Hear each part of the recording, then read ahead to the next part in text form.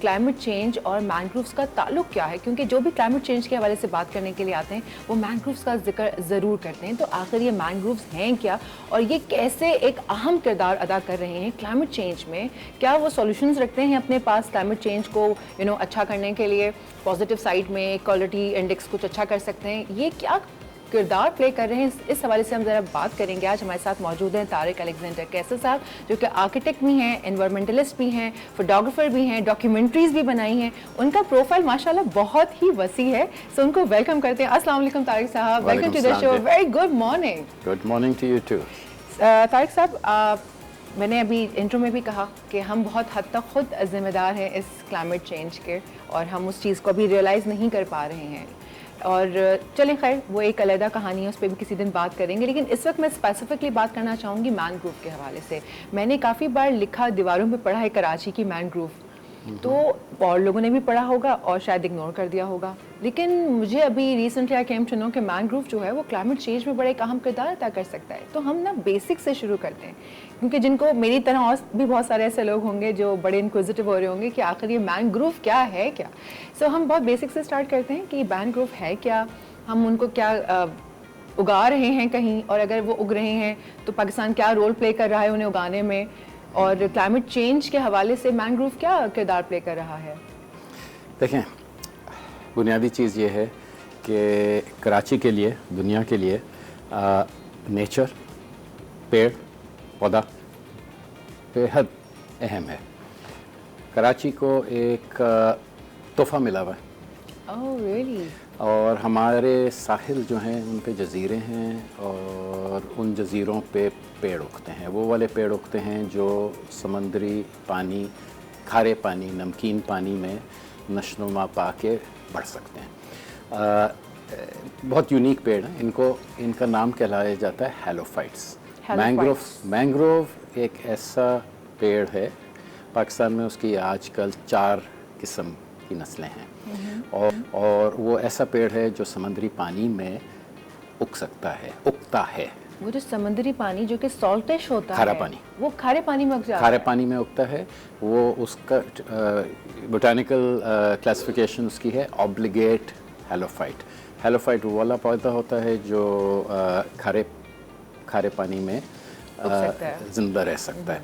Obligate हैलोफाइट वो वाला होता है जिसको ज़रूरत है खारे पानी की। ये एक बहुत अहम पौधा है, और इसके फ़ायदे बहुत ही वाइड स्प्रेड हैं, और फ्यूचर में फूड सिक्योरिटी के भी इसके हैं। करंटली मैंग्रोव जो है वो हमारे शहर को ऑक्सीजन पैदा करके देता है।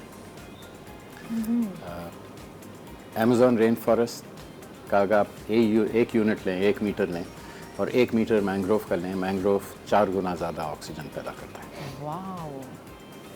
अच्छा, इसीलिए पाकिस्तान जो है वो इनको उगा रहा है और इनको ज़रा फोकस किया जा रहा है। ओके। पाकिस्तान में बहुत ज़बरदस्त काम हो रहा है। फॉरेस्ट डिपार्टमेंट बहुत अच्छा काम कर रही है। कार्बन क्रेडिट्स के लिए भी पाकिस्तान ने अपना हिस्सा बहुत बड़ा डाला है, मगर अच्छे काम के साथ जो कराची के जजीरे हैं उनको थोड़ा सा लावारिस रखा हुआ है। ऐसा क्यों है? ज़मीन कीमती होती है जी, ठीक है जी, और शहर को बढ़ना है, तो कोशिश हो रही है कि जजीरों पे भी कुछ हो। मगर अगर जजीरे हमारे बिल्डिंगों से भर जाएं, तो मैं एज एन आर्किटेक्ट बोल रहा हूँ, अगर जजीरों पे आपने बिल्डिंगें बना दी, शहर और शहरियों को जो नुकसान होना है, आपने पहले गुफ्तगू की थी एयर क्वालिटी की, लंग हेल्थ की, कुरंगी, लांडी, डिफेंस भी बहुत सफ़र करेगा, बहुत तकलीफ़ों से गुजरेगा। मुझे सांस की बीमारियां कितनी ज़्यादा हो रही हैं आजकल, बहुत कॉमन है। पहले तो होता था जो स्मोकर्स हैं या जो लोग स्मोकिंग कर रहे हैं और उनके अतराफ़ में जो लोग बैठे हुए हैं, तो वो उनके लिए बड़ा हार्मफुल है, फ़लानी चीज़ बहुत हार्मफुल है। लेकिन अब तो हमारी अपनी ऑक्सीजन जो कि प्योर नहीं रही है, उसके अंदर इतनी चीज़ें शामिल हो चुकी हैं। मैं सिर्फ अपना एक्सपीरियंस लोगों के साथ शेयर कर रही थी, जो कि मैंने इस्लामाबाद में किया था। मैंने लोगों को बताया कि जहाँ पर मैं रहती हूँ वहाँ की सामने बिल्कुल पहाड़ियाँ हैं और मुझे क्लीन होकर आ रहा है जो भी मेरा एयर क्वालिटी है, उस पर भी मेरे सॉक्स ब्लैक हो गए थे 3 से 4 घंटे में, और वो वाले ब्लैक नहीं थे जो मिट्टी वाले ब्लैक होते हैं, वो प्रॉपर ऐसे ब्लैक थे जैसे कोई तारकोल या कोई ऑयल या कुछ चिपका हुआ है मेरे सॉक्स से। और जहाँ पे मैंने ये रियलाइज़ किया, फिर मैंने ये सोचा कि कराची में जो यूनिवर्सिटी रोड के अतराफ़ में जो लोग रहते हैं, जो यूनिवर्सिटी रोड 6-7 साल से मेरे ख्याल से बन रहा है, और मेरा ख्याल है रोज़े क़यामत तो शायद बन ही जाएगा इंशाल्लाह, तो वो उतराफ़ में जो लोग वहाँ रहते हैं उनके लंग्स का क्या हाल होगा, उनकी सेहत का क्या हाल होगा। हम तो यहाँ से ज़रा बात करते हैं, और ये जो आप मैनग्रोव्स की बात कर रहे थे, फिर मुझे लगता है कराची यूनिवर्सिटी के आसपास खेती उगा लेते हैं इसकी। देखें, जिस चीज़ की ज़रूरत है ना हमारे शहर को, सारे शहरों को, वो ये है कि हरियाली ज़्यादा हो, पेड़ ज़्यादा लगाए जाएं, लगाते रहें हम लोग पेड़, जहाँ मौका मिले वो करें। मैंग्रोव्स और हमारे डेल्टा में मैंग्रोव्स को बढ़ाना चाहिए, जो बढ़ाने की कोशिश हो रही है, मगर शदीद ज़रूरत हमें कराची में है इनकी। तो कराची में कहाँ उगा रहे हैं वैसे? अभी तक मैंने एक ही जगह पढ़ा। कराची में कर रहे हैं, लोग कर रहे हैं, मगर जिस पैमाने पे केटी बंदर, शाह बंदर, ईस्टर्न डेल्टा पे जो काम हो रहा है, वो कराची में उस पैमाने पे नहीं हो रहा। अच्छा। पोर्ट कासिम से थोड़ा आगे जाके बहुत लगाया है इन्होंने, मगर पोर्ट कासिम वाले भी काट रहे हैं डेवलपमेंट के लिए। कराची के डेवलपर जो हैं वो भी कटवा रहे हैं मैंग्रोव्स और जजीरों की ज़मीन। और लैंड क्यों नहीं प्रोवाइड कर सकते हमें? अब ये डिमांड सप्लाई का है, मेरे पास इसका जवाब नहीं है। मैं सिर्फ ये कह सकता हूँ कि खुदा के वास्ते जजीरों पे, साहिल पे कुदरत को तरजीह दें आप।